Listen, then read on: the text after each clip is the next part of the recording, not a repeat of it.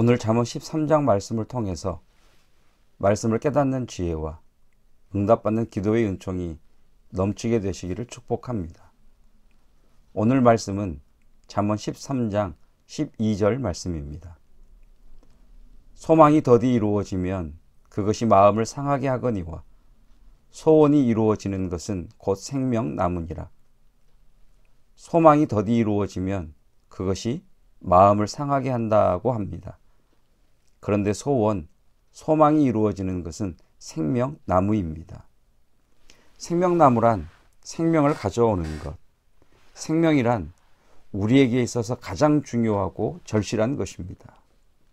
다시 말하면 우리 삶에서 가장 중요하고 없어서는 안 될 꼭 필요한 것이 뭐냐? 소망이다. 그런 말입니다. 나의 사전에는 불가능이란 단어가 없다라는 유명한 말을 한 사람이 있지요. 나폴레옹입니다. 나폴레옹이 남긴 말 중에 이런 말이 있습니다. 내 비장의 무기는 아직 손 안에 있다. 그것은 희망이다. 나폴레옹의 전기를 읽어보질 않아서 나폴레옹이 어떤 인물이었는지는 구체적으로 알지 못합니다. 그런데 희망에 대한 그의 말을 곱씹어 보면 그는 절망을 끊임없이 뚫어내고 넘어선 사람이었겠구나 하는 생각이 듭니다. 그런데 성경은 희망이라는 말보다는 소망이라는 말을 많이 씁니다. 성경이 희망이라는 말보다는 소망이라는 말을 강조하는 이유가 있습니다. 희망은 인간이 기대하는 것입니다. 이렇게 되었으면 좋겠다 하고 인간이 기대하는 것이 희망입니다. 그런데 희망은 한계가 있습니다. 그것은 누구도 그것을 보장하지 못한다는 겁니다. 말 그대로 희망사항일 뿐입니다. 소망이란 무엇이냐? 하나님이 주시는 것입니다. 전지하시고 전능하신 하나님이 인간에게 부어주는 것이 소망입니다. 희망은 보장이 없지만 소망은 확실합니다. 왜? 뒤에 하나님이 계시기 때문입니다. 그래서 소망을 정의해 보면 소망이란 하나님이 나에게 부어주는 허황되지 않은 새로운 현실을 창조하는 능력입니다. 그렇다면 소망은 어디에서 오는가? 13절입니다. 말씀을 멸시하는 자는 자기에게 패망을 이루고 계명을 두려워하는 자는 상을 받느니라. 소망이 어디에서 오느냐? 하나님의 말씀에서 온다고 합니다. 하나님의 말씀에 소망이 담겨 있습니다. 왜냐하면 하나님이 소망의 근원이시기 때문입니다.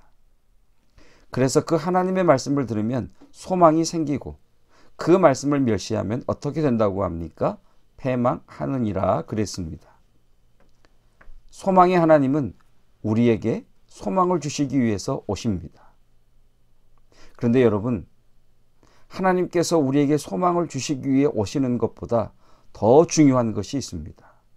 그것은 하나님께서 저와 여러분에게 소망을 가지고 계신다는 겁니다. 여러분, 하나님이 우리에게 소망을 가지고 계시기 때문에 지금 우리가 살아있는 겁니다.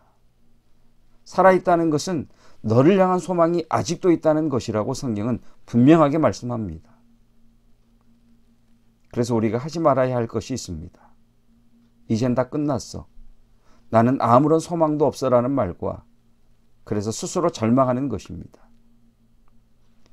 그때도 하나님은 우리를 향한 소망을 가지고 계십니다. 그래서 소망을 회복하려면 말씀을 들어야 하고 소망의 근원이신 하나님께로 나와야 합니다. 하나님께 나와서 예배하고 말씀을 듣고 기도하고 찬양하는 가운데 빛이 보이고 길이 보이고 소망이 생깁니다. 우리는 이런 말을 종종 합니다. 길이 보이지 않아. 나는 길이 없어. 그런 생각을 하고 있는 분들이 계시다면 이 말씀을 꼭 기억하시기 바랍니다. 예수님이 길이십니다. 나는 길이요 진리요 생명이니라. 예수님 자신이 길이십니다. 그래서 우리는 길이 없다고 말해서는 안 됩니다. 길이 없는 그곳에서 길을 내시는 분이 길이신 예수님이기 때문입니다. 사랑하는 성도 여러분, 아무리 소망이 없다고 하더라도 하나님 앞에 나아와서 소망을 회복하시기를 축복합니다. 오늘은 부활절 후 첫째 날입니다. 부활은 죽어있는 우리로부터 부활하신 그리스도가 드러나시는 사건이라고 말씀을 드렸습니다. 절망으로 인해 죽어있는 우리로부터 부활하신 예수 그리스도께로부터는 소망이 드러나는 오늘이 되시기를 주님의 이름으로 축복합니다.